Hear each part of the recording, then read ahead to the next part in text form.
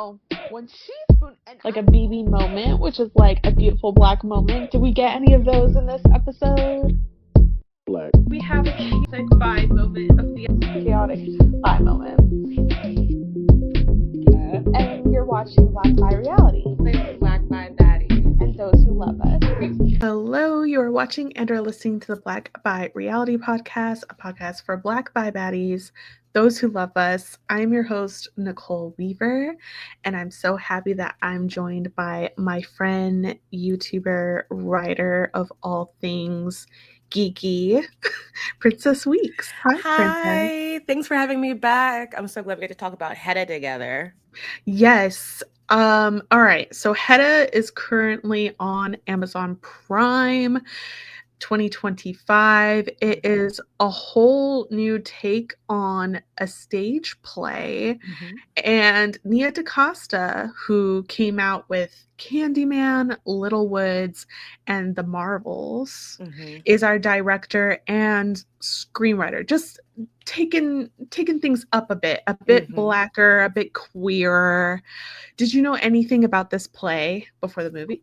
I did. I read the play before in college, and I've heard of its sort of like reputation of being like, well, people refer to it as like the female Hamlet. And I've been a fan of Nia DaCosta since I saw her first film in theaters, and she's just such a seminal talent in general. And I knew she got screwed over by like the big studio system. So even though, you know, Amazon has its issues, I was glad to see her go into a new project and also get to work again with her personal muse, which is Tessa Thompson. They've done a lot of stuff. I think they've done pretty much Little everything Woods. Together. They did everything together, I think, except for Candyman. Yes. Seems like it. Yeah. I'm also excited. Candyman. I went to a premiere of it, or like at least a screening of it in New York. I used to be a fraidy cat, so wasn't that tied to the original Candyman. Thoroughly enjoyed this, and obviously very excited about Tessa Thompson because I feel like she's very dedicated to bringing Black queerness to film, and I'm glad she's able to do this in this stage play. All right. So, did you have any expectations when it comes to this new Hedda Gabler? She gets married to Tesman, but we know she has an ex coming to this party. Right. You know, I met someone who was working on the marketing for the film who is a Black woman, and they were really excited about it, and that sort of piqued my interest already, because when you can really have that kind of enthusiasm about a project, especially like a race-bended project, it's really cool to see. And then when I saw the preview, all I knew is like, you know, beautiful gowns, Tessa Thompson's, you know, heaving bosom will be heaving for me. And then I think one of the big moments was actually seeing Nina Haas in the dress that she wears. And I'm just like, I'll be seated. Yes. I'll be seated. And I actually, on Amazon, they had on, I think, one of the BBC or PBS masterpieces, they had one of the recorded stage productions of Hedda, so I watched them back to back, and it was a very fun experience. Yeah, that's good. I also kept seeing the teasers trailer. This comes out a little bit after its release, and I think I just needed a moment. I think I needed a moment to like sit down, be in the right space, and pay attention. Beautiful set. This might be the same castle that was in You. Do you know It might have been. Like, I could picture it looked really familiar. Joe jumping down or like being thrown out of the windows when she's outside before the party, and then where she is with Judge Brock and like having their secret little thing. I'm picturing all those outrageous characters having like a murder mystery party. Yeah, it was giving like there's locations I'm always like, is this, you know, Pemberley, like from the 5 Pride and Prejudice? Like, it has that kind of just look to it where it's like something's been filmed at this castle before. Yes, for sure. Now, I I went in blind. I didn't know what the story was going, and I'm going to tell you I was going on a journey with Hedda. I was like, the age old tired question is, do I even like this character? Mhm. And so you could tell she has something on her mind. She doesn't like flowers, and she gives a fake compliment of someone's Mhm. flower thing. I think her shooting at the judge in the beginning was interesting because it's so she has to be put together in Mhm. a kind of way to try to fit into this class, but you could tell there's like a seething anger there. Right. And I A think bitterness. Mhm. yes, and I think there is understandably a bitter anger. We find out she is a bastard of Mhm. a white general. Mhm. Therefore, she's not getting many things after he dies. Mhm. So, all the things she probably was accustomed to when he was alive, she doesn't have anymore. She's married to this dude. It's To a giving guy. dude. Yeah, to this is guy. This is man guy. Yes. Apparently, she just offhandedly said she would love this home, and he went and did it. So now I guess she feels bound to this home and to this man. Sadly, yes. And I think like the what I loved about the setup of like the party and everything is it shows kind of like how the people around her view her as decoration. And Mhm. so she in turn moves with, well, you asked me to be here. It's very cat-like. It's very much you pursued me, I said yes, now you do what I say. And I think she's not a good person, but I think everything about her life sounds like, Gilded Cage, mulatto edition. And I use that term in the sense of like she's dealing with sort of like that mixed race bastardy situation of like being in a majority white space, Mhm. not being fully white, but visibly brown, and therefore being an object of desirability and oddity and not having any of the safety and privileges that she should have as a general's daughter, even though everyone knows that's who she is. And I Yes. think that's like an interesting difference from the stage play where obviously this is a white character. So I think very much it's kind of like Interview with a Vampire, the AMC show where like in making Hedda black, they have to now recontextualize those relationships. Yes. And so like I think even with the husband, he tends to be more sympathetic in the stage play, but Mhm. in this you kind of feel like he's definitely using her as like you're going to help me make myself seem interesting to my Mm. colleagues so they'll give me this job which you need me to get because you wanted me to get this house for you, so you have to help me be interesting because I'm just a guy. Yes, and apparently not brilliant. I think what's so interesting about Aileen Lovebarg when she finally comes is that she's confident in Mm-hmm. what she's bringing to the table at this point.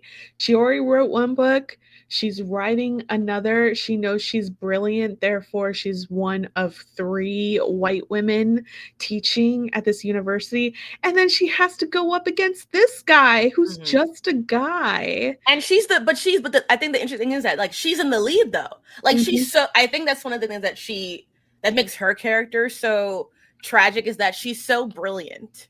But that means she has to be like impeccable in so many other ways. She has to play so many gendered games in other ways. And it's like she has the privilege of being a white woman to Hedda.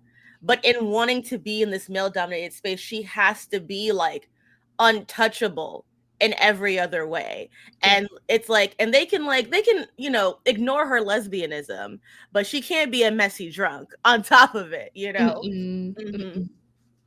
Yes. I think, well, before we even meet her, Yeah. we have Thea, which Mhm. apparently Hedda was just pulling her hair in school all the Mhm. time. She says it's amazing. She actually never burned her hair. She's also married. She's an interesting mirror, I think, to Hedda, Yeah. of like she's also married. She is over that guy. She wants to go back to her maiden name, which Mhm. I think Hedda also has the same feeling, but when she's feeling petty, she was like, "Oh, so you're just gonna go to another man's name, your father's." And I'm like, Yeah. I hate that argument. I hate Right. it. It's the one I was born with.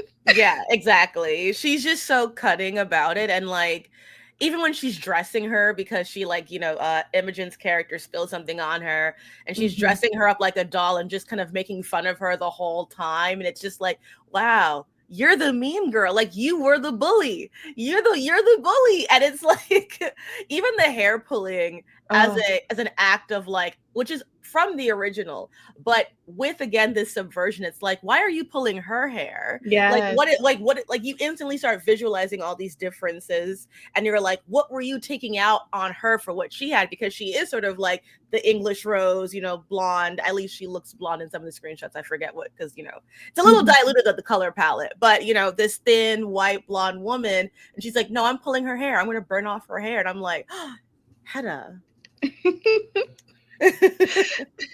But at the same time, I do think that the race and sexuality change does add another layer. So then I'm also like, okay, Thea looks like you said, this little English rose and just, oh my gosh, like needs to be protected.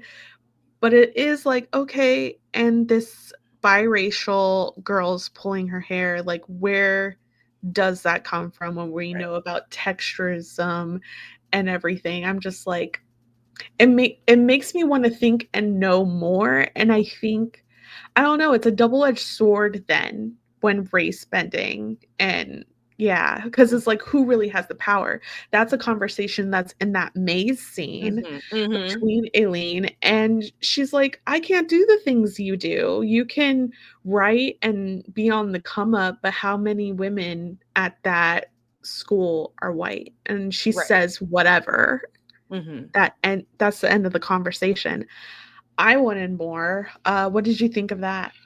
I really enjoyed that scene, and I think that to your point about the race bending creating certain dynamics, I think the judge character is one of those characters where you know they end up being at times the only black people talking I think they're the only two black people who talk to each other the entire movie, and it's very antagonistic from point A to point B to point C. Mhm. And that was interesting to me. And I think that's probably the one thing I would want to ask Nia DaCosta about is like the only other black person in the movie is also controlling and antagonistic and patriarchal and, you know, abusive towards Hedda. So like even in the black space, she can't look to the black male patriarch to save her either. But then she doesn't have anybody else. And I do think that was something that like if I had one thing that was like this is kind of missing is like does she have any black female friends, any other light skins? Because I'm sure they're around, like where We are they? saw homegirl in the pants the whole time. Yeah, but who she kind of like seems to disdain a little bit too. I She's don't like, know. yeah, it was just really interesting that I really wanted her to sort of have another person of color who she was really connecting with and having a sense of commonality with. Mhm. But we don't get that. Instead, we have sort of this male antagonist, and that sort of it's interesting. It made me a little uncomfortable, but not in a way that I like hated it. It was just more like there's a lot of subtext happening right here. And we did Mhm. not have time to unpack it all, but I'm Yeah. noticing it.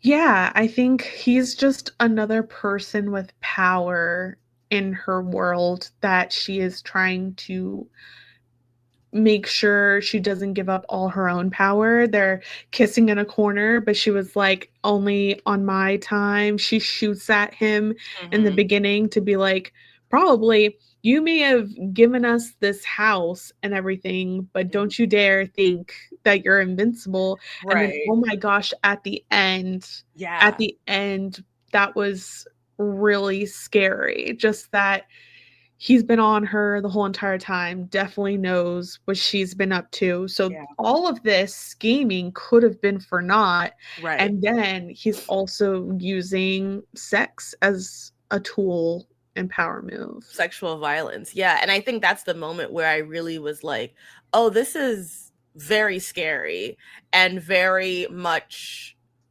like painful, because at that point in the movie she has no support, like I guess to just jump ahead, her husband and Imogen Poots' character are both like, we're gonna be academics now and then we don't need your help, and she's just like, oh, okay. And that disposability of who she is in such stark contrast to, like, we see her at first at the very top of the castle, and then we see her now sinking into the water, and it's like this whole back and forth that she is forced to do of not having a real space. It's so liminal. Like, she's always going to be between like having power and not having power, being valued, not being valued. And it's exhausting because she's a baddie and she knows she deserves better. She's like, look at my cheekbones. I've contoured myself to the gods right now. Like, yeah, I do kind of wish, just because we know that we're in the past, but this world's a little different than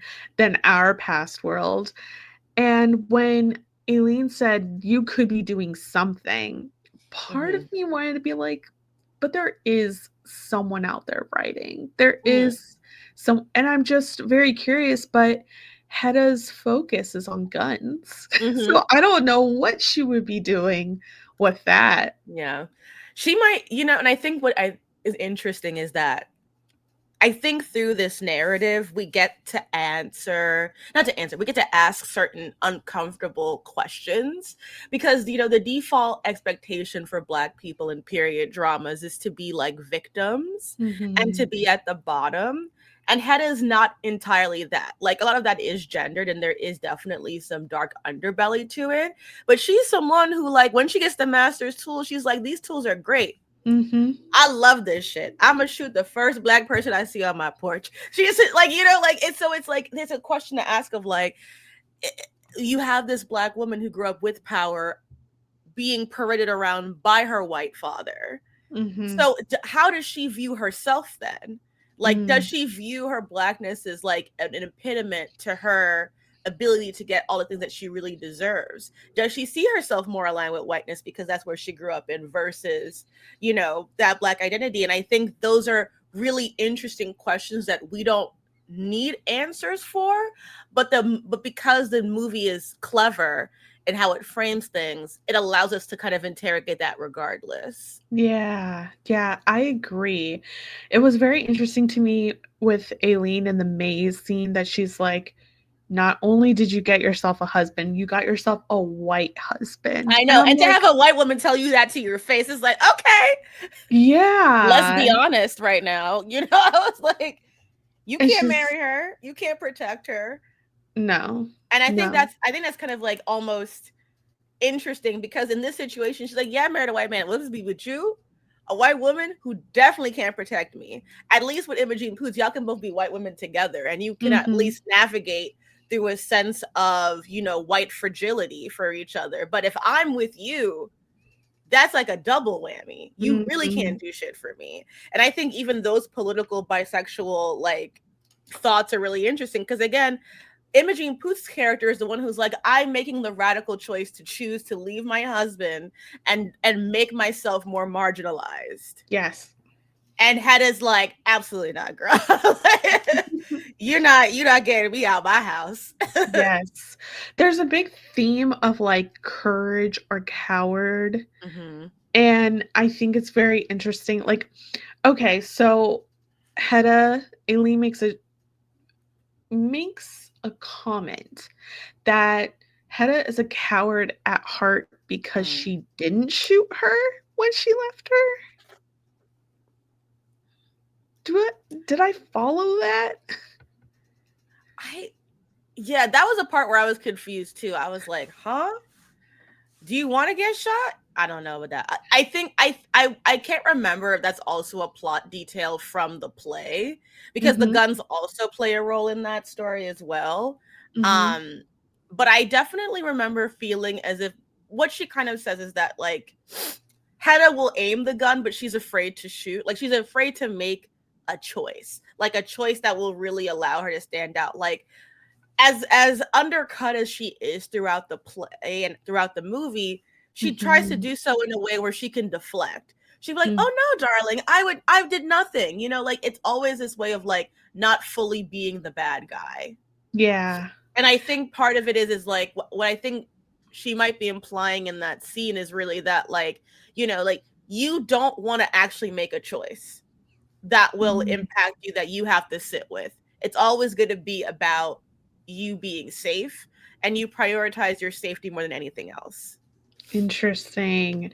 Yeah, I think she's so smart as well, this character, because it wasn't until, I don't know, maybe the third act that I'm like, oh, she might not be in love with George, but she's gonna make sure he get this job. Right, because she's like, this is my house and we live here. She's like, Exactly. babe, listen, yes, I don't love you, but yes, I'm here with you. Okay. And that's what really matters. When she was actively burning those papers, I was like, damn, she really got this life. Yeah. She's like, her life work. I don't care. Exactly. It's ruthless as hell, but it's also like interesting to me because I am then questioning Aileen. I'm like, all right, Aileen, you sober, you did the hard work, you were in a new relationship. Why do you need to go to this party where your ex is to fight? Like you said, she was already ahead of George. She didn't need to talk to this man in person and get him to read this book right now. Like, these two women invade Hedda's home and is almost, trying to take what little support she has. So it's like, should I really be feeling bad for her? When she started burning the book, I mean, as writers, me and you. Yes, yeah. It was giving Little Women flashbacks. I was like, but to me, I will say, if I looked as good as Eileen did in that dress, I would have showed up to the party too. That's a dress that's just like, oh, my ex's husband's having a party and my titties look this good in this dress. I'm showing up. They're gonna see me. I'm successful. I'm gonna go. Like, she was stunting because she knew she was sober. She got a new boo who's actually brave enough to leave her. She's written like this brilliant work with her new boo, so they're collaborating. Like, she was trying to do her like her big one. Yeah. And I understand that. As a fire sign, I understand it. I would have done it too. I wouldn't have drunk though. I would have been like, I know what you're trying to do, girl. Exactly. I can see you. And you know what that means? That means that girl, unfortunately, that's Pisces behavior. She got hoodwinked, bamboozled. Yes. Because my fire sign ass would have been like, no, I see through you, villain. I see you. Yes. And I just kind of wish, I want to know what kind of spinning out Hedda would have done if she did refuse the drink. But it was such an obvious bait. And I'm so, because, all right, she accuses Thea of asking George to keep an eye on her. And it's like, that didn't happen, right? Just flat out lying. Thea just says, please don't. Why don't you just say this girl's a liar? Well, it's one of those things where if I were to ask, like, why is this happening, even though there's like a logical way out of it, I think everyone's emotions are so high. And I think once the idea is implanted in her head, Eileen's head, because Imogen Poots' character means well, but she is coming across as kind of like, honey, no. Yeah. Baby, no. Baby, no. And I think, like, in that moment, because Hedda, like, implants that thought in her like a Scorpio, instantly her brain shifts and she's like, does she think that I can't handle my shit? Does she think that I'm weak? Is she, like, all of a sudden that care was like, boom. Then it was like, do you feel sorry for me? Are you pitying me right now? And it just completely flipped in her brain. And I think sometimes you just can't come back from that, especially because she is so proud. Like I think we see her in the scenes where she's with the men, where she's so proud, and to a certain degree, that is kind of who she is. She is a little bit like one of the guys in that kind of way. She is a little bit like slack because she's an academic, and you have to kind of be a little bit of an egotist to like be in that environment. And I think she felt her pride was wounded, and so she acted, quote unquote accordingly and was like, I'll show you who's in control. Exactly. Don't ever think that queer relationships don't have gender norms that they're dealing with, because there will definitely be moments where like she felt like, I'm being the henpicked husband right now in a gendered way, and she was like, I'm not having that in front of these other guys. Yes. I love this dress. I think the halter part, it looks like a holster. Like she might pull out a gun at any second. Right. So it has like a masculine vibe. The fact that Thea is leaving her husband for her is another. There's some lesbians or queer women who, that if you do implant that comparison to a man or what men think of them is highly triggering. Yeah. Especially that her girlfriend is technically married, technically in the eyes of the law would belong to a man. So any kind of weakness, and I hate that being sober was twisted into you're weak. You can never stop once you start. And exactly. You got to hang out with the big boys, even though they act in a mess. When, what's his name's wife was getting her back blown out by one of the little contortionists in the back out, and he was running for his whole life that day. That was hilarious. I was gagged by that. No, yeah. I think, you know, for Eileen's character being in such a male dominated space and having and also, you know, I think she's presented in a very femme way as well. So it's not as if she is trying to completely adorn a masculine persona or anything like that. But I think when you are forced into this space where everyone has wives and you are a woman and you are almost being forced to perform masculinity in some way. And one of the ways that happens is by treating your wife badly. You know, like the idea of like talking shit about with the boys about like, oh my God, she thinks I can't handle my liquor, or LOL. Like, I think it is that sort of like desire to fit in as much as possible. And unfortunately, I think Hedda just knows how insecure her ex is about that. Like, you want to fit in, you want to be one of the boys. And I think her line about that is just so funny. And like, you know, exes know how to manipulate you. That's why you should have been in that house, girl. You're not strong enough. You're not strong enough. I mean, it's stronger to stay away, I think, in some sense. Exactly. And you know, the thing about it too is that when Hedda sees her come in, the like shot of her like being pulled in, like her really, like she was enamored, entranced by this woman, and still fucked her over. Yeah. Like, she and had still burned her book. Yes. Love is not love.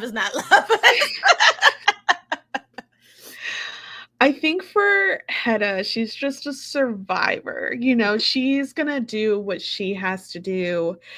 I think she also thinks like some of these people are hypocrites. I think, Hedda, oh my God, Hedda.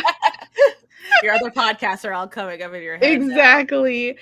But like Hedda might see everyone else as a hypocrite because everyone's doing what they're doing as surviving. And I feel like when you get a little angry at like the system and what controls all of us, but some people, like she said, has at least some privileges that they can mask, that they can blend in. That's like a lot of resentment there. Right. So yeah, I like the party scene. The parties was good. It was. I would have wanted to go. That was a very good party. When she's like, I need something to dance to. She's like, all right. Let me move the aux cord. Let me tell you know, like pump it up. Like that was really fun. The house looked great. Like it was like all the shots were beautiful. There was just so much going on. And you can tell that Nia DaCosta is a child of Scorsese, because there are certain moments I'm like, okay, I see Wolf of Wall Street. I see the impact. Okay. Yeah. But yeah, she's just a really great filmmaking eye, and so many of the moments and the shots and the things that she focuses on as a director just allow you to be really engrossed in this very like basic storyline, you know, like it feels like that kind of soft violence of like a domestic drama, and I eat that shit up. Nice. That's my favorite. Now, the outcome of everything. What did you think of like the water themes in the beginning? She's almost like neck deep in the water. She comes out because she has a call from Aileen. I think like, yeah, she's being called in at the very beginning to start the party stuff. But she had rocks in her dress, so was she trying to die? Very, very Virginia Woolf of her. That's all I could think about. I was like, okay, so we're having some suicidal ideation here. Yes, she's not happy at all. So that's where we know she's going. And then at the end, where she's kind of also returning to the water, but she smiles. She smiles when she hears that it sounds like Elaine's coming too. What do we feel like? What's going on there? You know, I had an English professor who once said that, like, you know, if someone enters the water and they don't get back out, it's a suicide. If they enter the water and they get back in, it's a baptism. And I think in this kind of moment, I think it kind of shows like she's half in, half out. That she's always between like wanting to leave and wanting to, like, again, she won't make a decision. Like, she chooses to get out of the water with the rocks in her dress instead of just staying there and like making a decision. Yes. And so once she realizes that like she has now another game that she can play, another tail to spin, she's like, all right, let's get out of here. Like, she's not fully ready to commit to one or the other if she has the whiff of another option. That's kind of how I see it. She doesn't want to fully be redeemed or to condone herself if she has space to maybe make another play. Yeah. I can see some interesting things happening after this, because now Aileen's off the wagon and Thea broke up with her. So is it like, okay, we can get this money, we can get this job, my ex is disgraced, but guess what? I kind of like her there. Yeah. Because we can't forget that she got her drunk and she's like, why did you get me drunk? To talk to the real you. She thinks that the drunk version of her is the real her, probably because she was drunk their whole entire relationship. Yeah. It's very toxic of her to just be like, this is who you really are, which just speaks to like how abusive she is as a partner, that she wants them low. Like she didn't marry a man who was confident or powerful. She married a man who was like simping for her, and she would always have some kind of like clout over, like socially. So that's part of how she chooses people is, and I think that's why the judge is very much probably the most antagonistic character, because she doesn't, other than her body, she doesn't have anything he wants. Like, he has money, he has power, he has control. And even in this racialized world, we see him very much like standing next to the white men as equals. And maybe if he had more, you know, of a journey, we'd get more nuance out of that. But I think very much so, like, she chooses people who she can manipulate. Yeah. I agree. I respect it. Right, I respect She's it. right behind me now. I respect it. I thought it was very interesting. I would watch it again. Is there any other Black queer art that you would say Hedda is like a continuation of or close to? Or, you know what I think about? And it's good. Portrait of a Lady on Fire. That's what I was about to say. Yeah. Because that's one of my favorite movies. But also for me personally, I don't go back to it a lot like other queers do. I might be there with Hedda though. Yeah. You know what it was a little bit giving me to a certain degree? Bodies.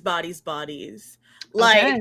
and I think a lot about like the petty queer, you know, gripes that were like between those characters, like Amanda Seyfried's character in that movie. There's another queer Black character in that movie. And I think so much of like that sort of like social pettiness, squabbling with like these queer people very much reminded me of that. Like I think when you were asking that question, it's like, oh, it's very bodies. Like everyone's like has dated or has been with each other, and there's a lot of antagonism. Definitely has a little bit of L word in it too.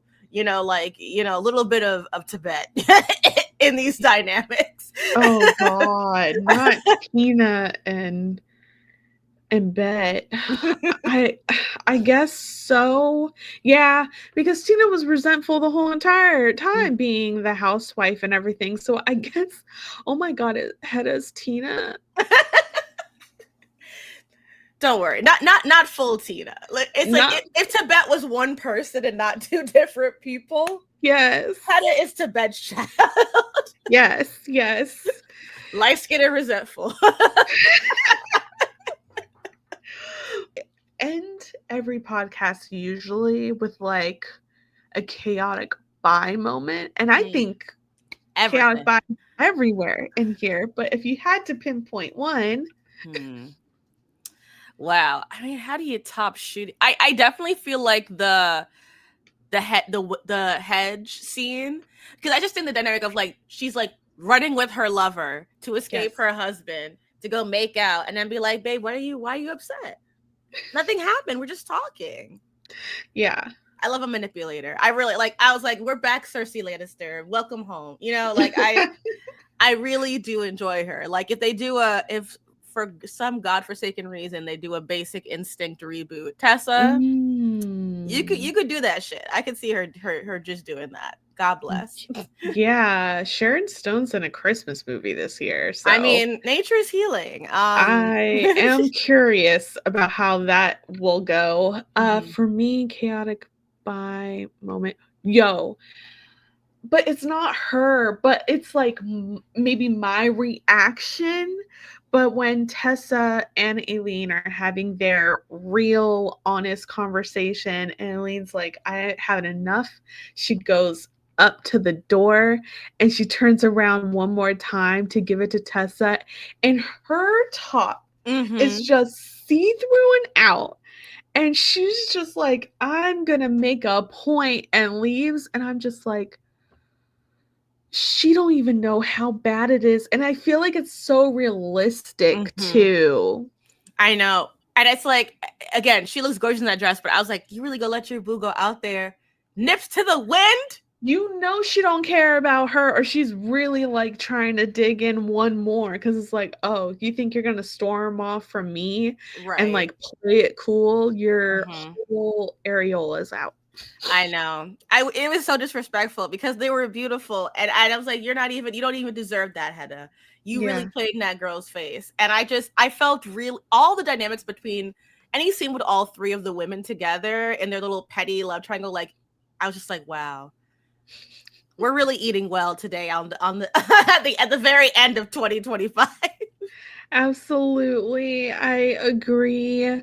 Is there a possible beautiful black moment? I do try to dig deep sometimes for these. Yeah, I mean, I will say Tessa looked beautiful in that red dress at the beginning. And I loved that scene of her with the cigarette at the very beginning and the cloak. She was beautiful and black in that moment, and so I will give that to her. I agree. I think for me, and this is very much part of my viewing experience, even though it was upsetting as a writer, when she's at that fireplace just throwing that book in, and George is like, what are you doing? This is absurd. And she was like, you're gonna get this job. And I was just like, here we go, this black woman's brains on display. She is absolutely separating emotion from just survival, and it's really impressive and really disturbing at the same time, because she shouldn't have to go to this lengths. Yes. And I think this movie really made me realize how underserved a lot of Tessa Thompson's works are. Like, Tessa Thompson is a very beautiful actress, and because of that, she ends up playing a lot of times like the bohemian Black girl. It's like her and Zoe Kravitz be circling that archetype drain. But she has like wickedness, like this dark femme noir fatale in her, and I'm like, let's do it. Let her do some like, you know, what's her name? I'm blanking on the name right now. Who's in Mildred Pierce? Joan Crawford. Let her do some Joan Crawford like character drama. She has that ability to really be high society cultured and sleek. I think like people want her to be the every woman. She's just not. Let her be high glam. Let her be a fabulous grand dame, like a younger grand dame character. Let her do these kinds of roles. Like she's not someone's girlfriend. She's someone's life ruiner. And I think that's what she needs to be more of. Absolutely. I mean, we also have to mention passing. Like, I really wonder if someone saw passing and was just like, and we're giving her this. She's going back to the hats. Yeah. Maybe some flapper inspiration and all of that. And it's like, this is fitting. I was trying to pay attention to everyone's accent because I'm just like, is she doing a British accent or is she American living over there? It's just, I think like I love her, but that's just how she does a British accent. It's very like transatlantic British. Yes. And it's like, and she's the only like non-European Brit person in the cast. So it just kind of stands out. And I think like because she is playing a character who is othered, it doesn't like take away from it because it just feels like part of like the Hedda character.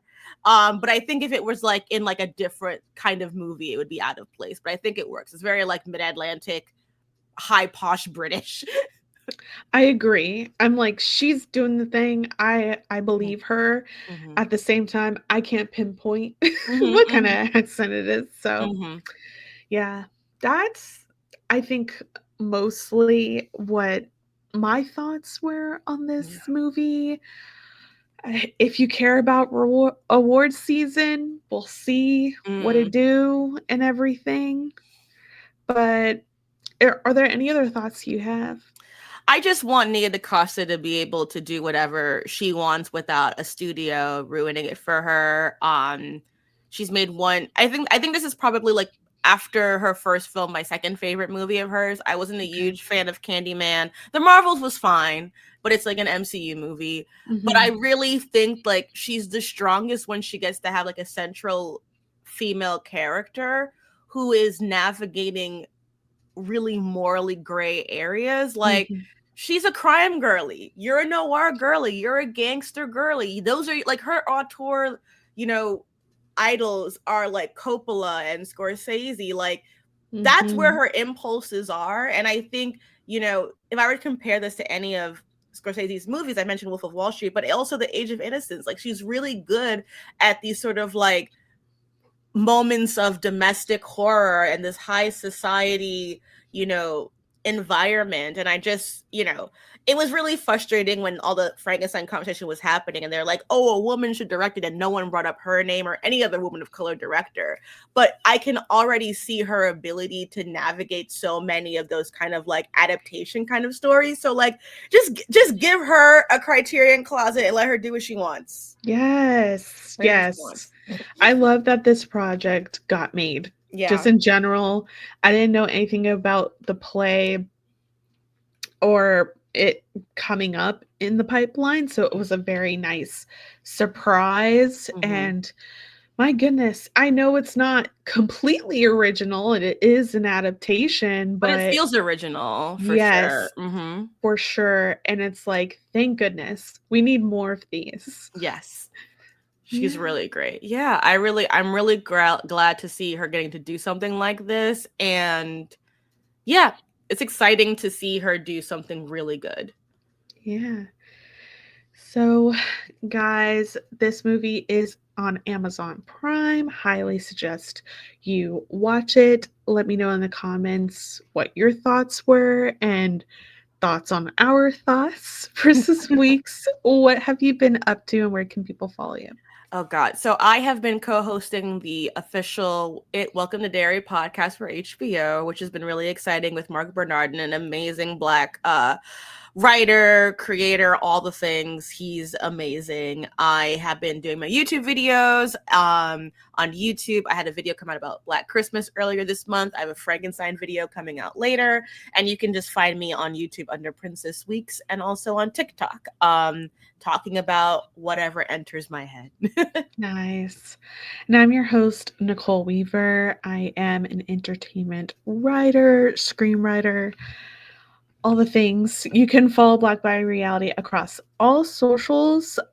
This is going to be, we'll see. We might have more scripted content reactions. I am going to react on the Sunrise of the Reaping trailer. So by the time that this is out, you'll see it. I am newly obsessed with the whole Hunger Games franchise. Listened to that book twice. I've gotten the text. It's very funny.